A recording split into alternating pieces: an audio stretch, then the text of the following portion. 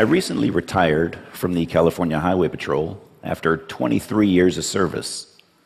The majority of those 23 years was spent patrolling the southern end of Marin County, which includes the Golden Gate Bridge. The bridge is an iconic structure, known worldwide for its beautiful views of San Francisco, the Pacific Ocean, and its inspiring architecture. Unfortunately, it is also a magnet for suicide, being one of the most utilized sites in the world. The Golden Gate Bridge opened in 1937. Joseph Strauss, chief engineer in charge of building the bridge, was quoted as saying, "The bridge is practically suicide-proof. Suicide from the bridge is neither practical nor probable. But since its opening, over 1,600 people have leapt to their death from that bridge." Some believe that traveling between the two towers will lead you to another dimension. This bridge has been romanticized as such. That the fall from that frees you from all your worries and grief, and the waters below will cleanse your soul.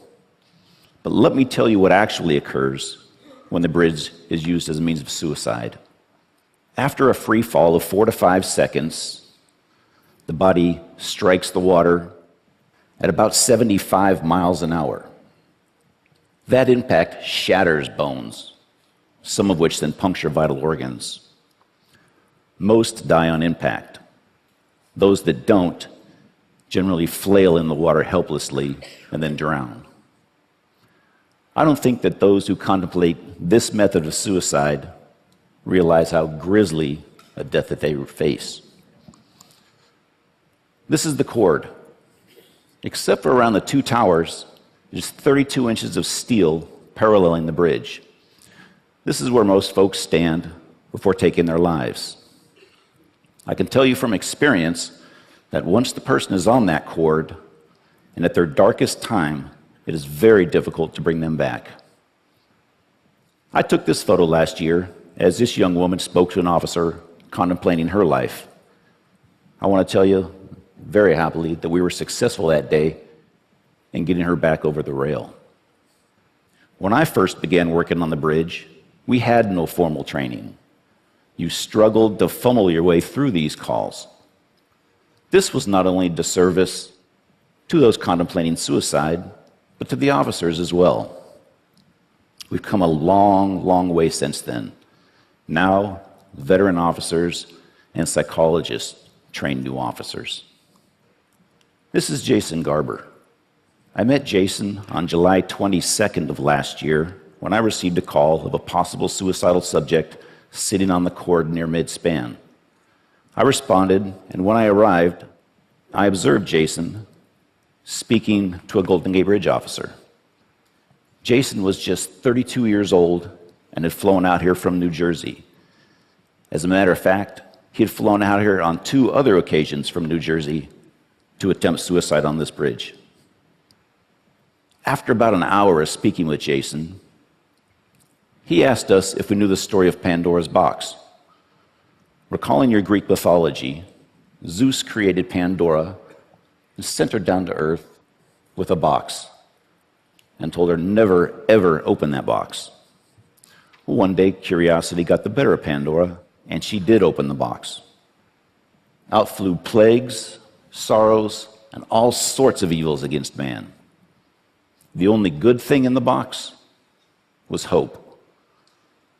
Jason then asked us, what happens when you open the box and hope isn't there? He paused a few moments, leaned to his right, and was gone. This kind, intelligent young man from New Jersey had just committed suicide. I spoke with Jason's parents that evening, and I suppose that when I was speaking with them that I didn't sound as if I was doing very well. Because that very next day, their family rabbi called to check on me. Jason's parents had asked him to do so. The collateral damage of suicide affects so many people. I pose these questions to you. What would you do if your family member, friend, or loved one was suicidal? What would you say? Would you know what to say? In my experience, it's not just the talking that you do, but the listening. Listen to understand. Don't argue, blame, or tell the person you know how they feel, because you probably don't. By just being there, you may just be the turning point that they need. If you think someone is suicidal, don't be afraid to confront them and ask the question. One way of asking them the question is like this. Others in similar circumstances have thought about ending their life. Have you had these thoughts? Confronting the person head on may just save their life and be a turning point for them. Some other signs to look for: hopelessness, believing that things are terrible and never going to get better. Helplessness, believing that there's nothing that you can do about it. Recent social withdrawal, and loss of interest in life. I came with this talk just a couple of days ago, and I received an email from a lady that I'd like to read you her letter. She lost her son on January 19th of this year. And she wrote me this email just a couple of days ago, and it's with her permission and blessing that I read this to you. Hi, Kevin. I imagine you're at the TED conference. That must be quite the experience to be there. I'm thinking I should go walk the bridge this weekend. Just wanted to drop you a note. Hope you get the word out to many people, and they go home talking about it to their friends who tell their friends, etc. I'm still pretty numb, but noticing more moments of really realizing Mike isn't coming home. Mike was driving from Petaluma to San Francisco to watch the 49er game with his father on January 19th. He never made it there. I called Petaluma police and reported him missing that evening. The next morning, 2 officers came to my home and reported that Mike's car was down at the bridge. A witness had observed him jumping off the bridge at 1:58 p.m. the previous day.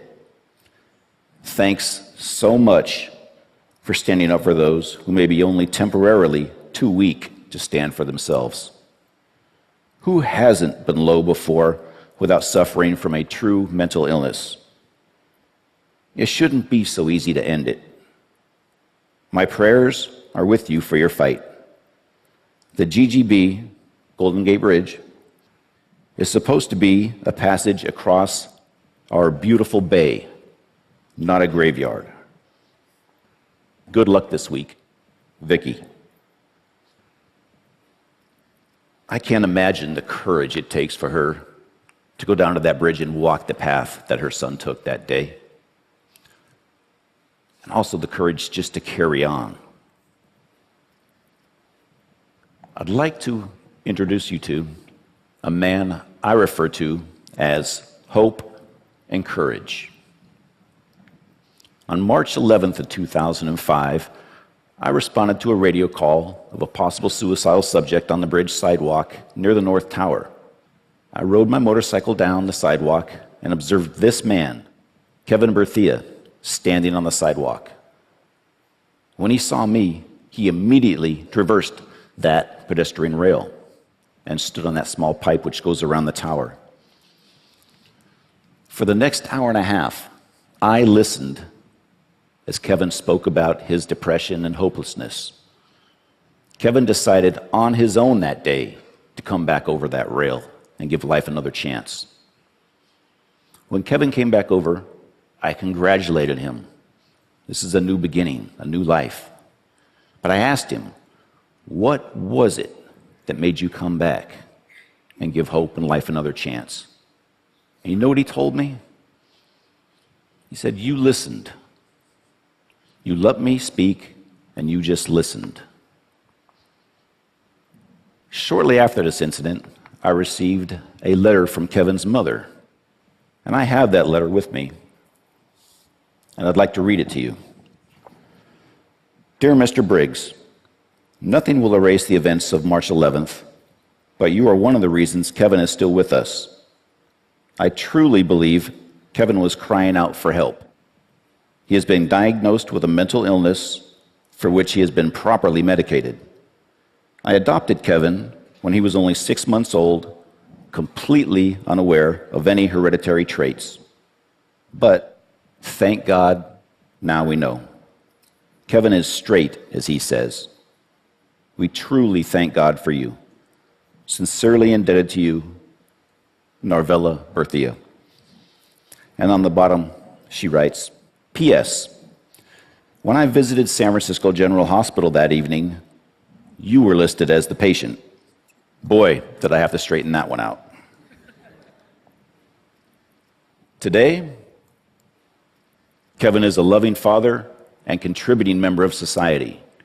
He speaks openly about the events that day and his depression in the hopes that his story will inspire others. Suicide is not just something I've encountered on the job. It's personal. My grandfather committed suicide by poisoning. That act, although ending his own pain, robbed me from ever getting to know him. This is what suicide does. For most suicidal folks, or those contemplating suicide, they wouldn't think of hurting another person. They just want their own pain to end. Typically, this is accomplished in just 3 ways: sleep, drugs or alcohol, or death.